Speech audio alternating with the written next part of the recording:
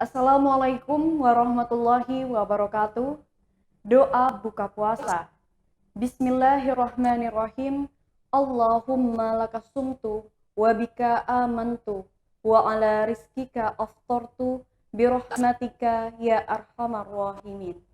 Yang artinya, ya Allah, karenamu aku berpuasa, denganmu aku beriman, kepadamu aku berserah, dan dengan rezekimu aku berbuka.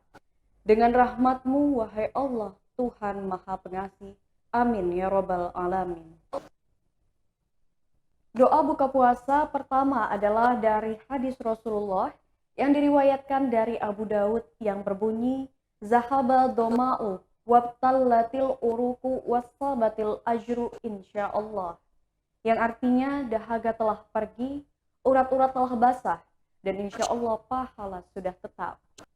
Memasuki bulan suci Ramadan, menunaikan ibadah puasa akan menjadi rutinitas bagi kaum muslimin. Puasa di bulan Ramadan adalah wajib hukumnya. Beragam doa termasuk doa buka puasa akan dilafalkan setiap kali kita akan berbuka puasa. Wassalamualaikum warahmatullahi wabarakatuh.